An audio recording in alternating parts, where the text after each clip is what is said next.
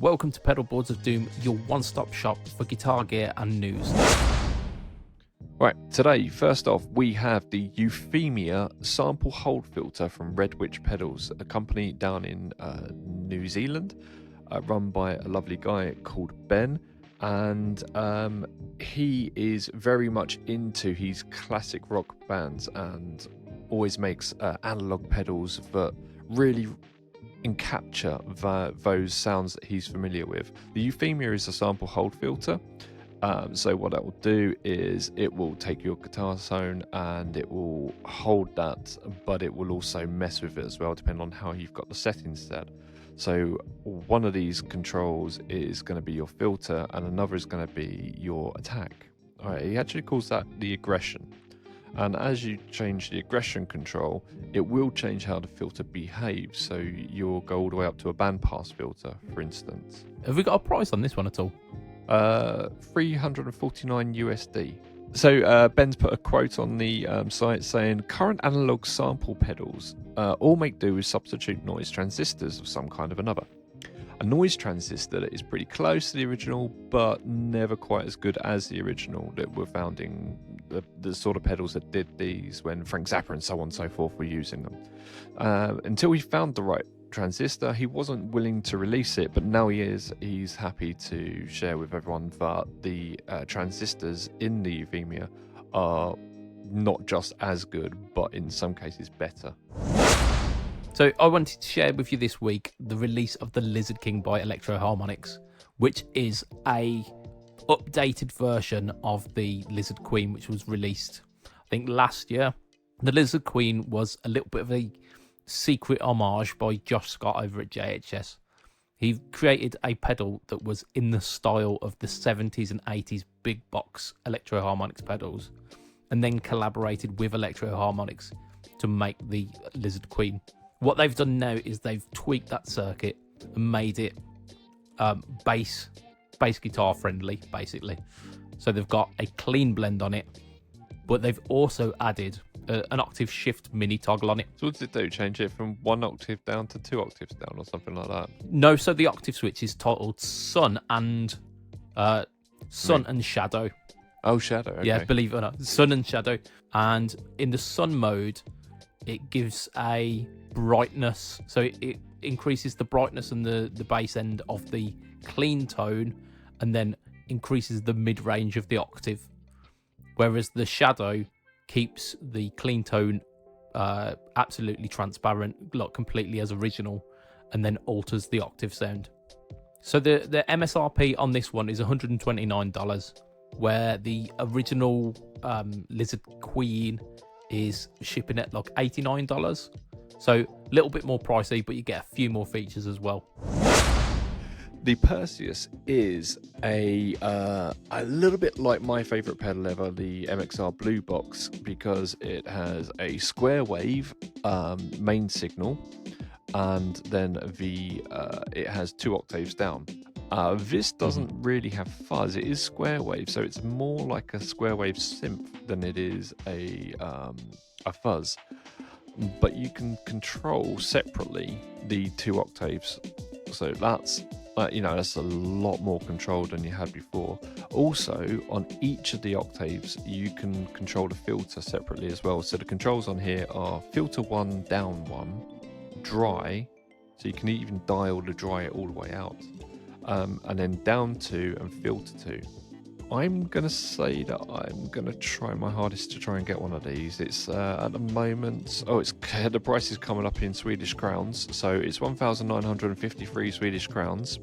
I don't know what it is. That's going to mean nothing to anyone, that is it? No, it's probably about $150, something along those lines, maybe a little bit more, 170. Yeah, this is not your standard pedal, is it? It's not another Tube Screamer, it's not another Rat, it's not another Klon alike. It's a pedal that I don't think I'll be getting my hands on because it doesn't fit within my wheelhouse, but definitely for yourself, because you're a massive fan of the Blue Box, aren't you? Yeah, I'm a massive something, that's for sure. It's got free domestic shipping, so that's within the US, 3 years warranty, and ships within 1 to 2 business days. I would say if this tickles your fancy, grab one, because yeah, Catalinbread. We've got a couple of their pedals, and they make really good stuff.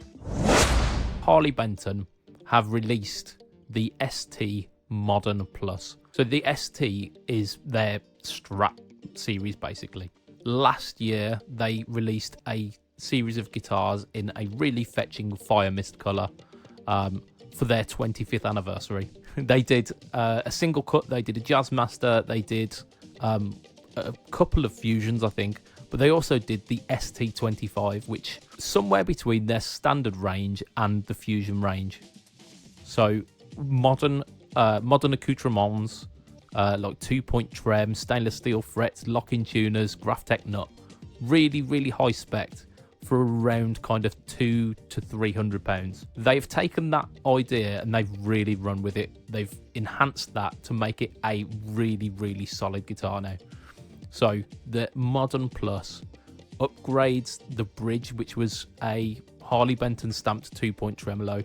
They've turned that now into the Babbitt's full contact bridge, which are like incredible Strat style bridges. They've changed the radius on the fretboard from just being a straight 305mm 12-inch ish to 12-inch to 16-inch compound radius. The pickups are made by a car manufacturer. Yeah. Yeah, so the pickups in Harley Benton guitars are often, and look, for myself as well, they're often the thing that people kind of pick fault with. The Roswell pickups are really functional. They're very good for the price point, but they are not very inspiring.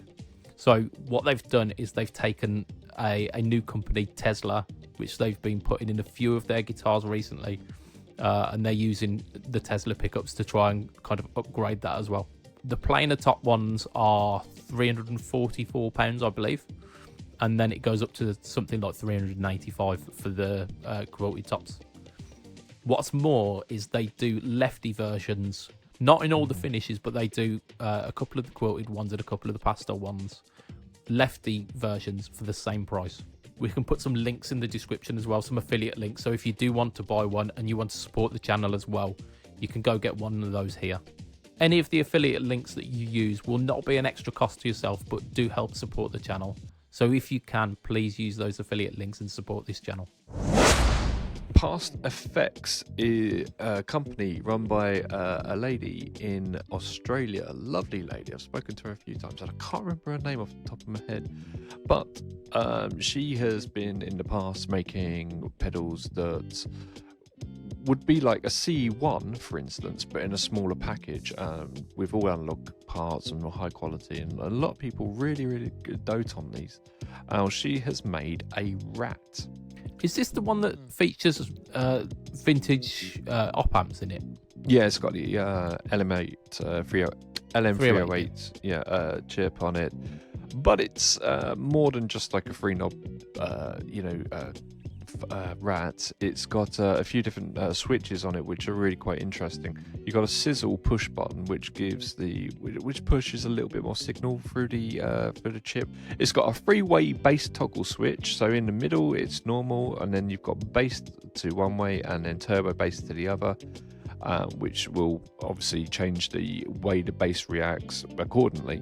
So that's quite nice because but Rats can get a little bit bass heavy.